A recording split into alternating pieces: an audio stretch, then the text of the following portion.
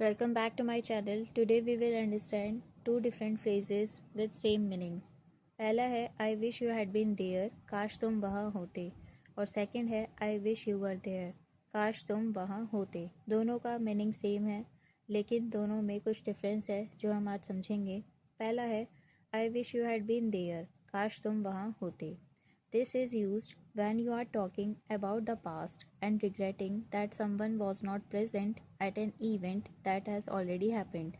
इसका इस्तेमाल तब किया जाता है जब हम कोई पास्ट की बात याद करते हैं और सोचते हैं कि अगर वह वहाँ होता तो कितना अच्छा होता।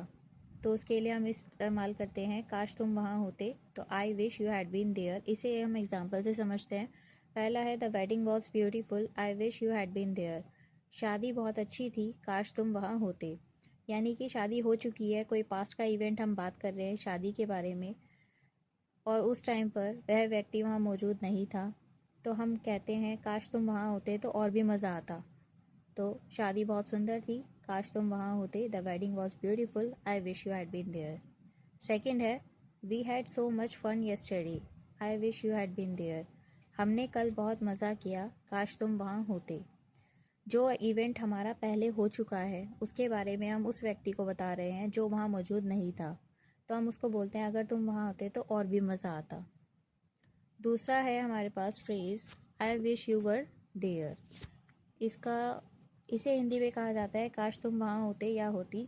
दोनों का ही सेम मीनिंग है, लेकिन इस्तेमाल कहाँ किया जाता है। This is used when you are talking about a situation in the present और expressing a general regret that someone is not at a place. इसका इस्तेमाल प्रेजेंट में किया जाता है। जो सिचुएशन के बारे में हम बात कर रहे हैं वो प्रेजेंट की होनी चाहिए, और उसमें भी हम रिग्रेट करते हैं कि कोई व्यक्ति वहाँ मौजूद नहीं था, तो इसके लिए हम कहते हैं I wish you were there, काश तुम वहाँ होते। इसे एग्जाम्पल से समझते हैं। इसका पहला एग्जाम्पल है I am feeling lonely, I wish you were there with me. मैं अकेला महसूस कर रहा हूँ, काश तुम मेरे साथ वहाँ होते। जैसे कि आप किसी रेस्टोरेंट की बात कर सकते हैं, या फिर किसी फैमिली डिनर हो, या आपकी कोई पार्टी हो, आप अकेले गए हो, आपका कोई दोस्त आपके साथ ना गया हो, और आप जब उससे बात करते हैं, आप पार्टी में ही हैं और उससे बात करते हुए कहते हैं कि काश तुम यहाँ होते तो और अच्छा लगता, I wish you were there with me. Second है the party is amazing, I wish you were there. Party बहुत शानदार है, काश तुम यहाँ होते। तो दोनों के बीच में डिफरेंस सिर्फ टाइम का है। I wish you were there जिसे हम प्रेजेंट में यूज़ कर सकते हैं जब हम कोई इवेंट है जो अभी हो रहा है और हमारे साथ वह व्यक्ति नहीं है जो हम चाहते हैं कि हो, तो उसके लिए हम I wish you were there का इस्तेमाल करेंगे। और जब हमारे साथ कोई इवेंट हो चुका है और वह व्यक्ति हमारे साथ मौजूद नहीं था जिसे हम चाहते हैं, तो उसके लिए हम इस्तेमाल करेंगे I wish you had been there. दोनों में सिर्फ इतना ही फ़र्क है कि एक को प्रेजेंट में यूज़ किया जाता है, एक को पास्ट में।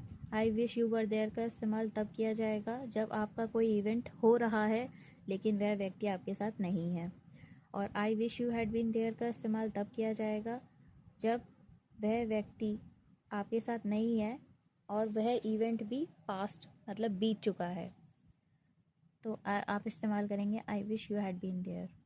I hope you understand very well. Thank you for watching.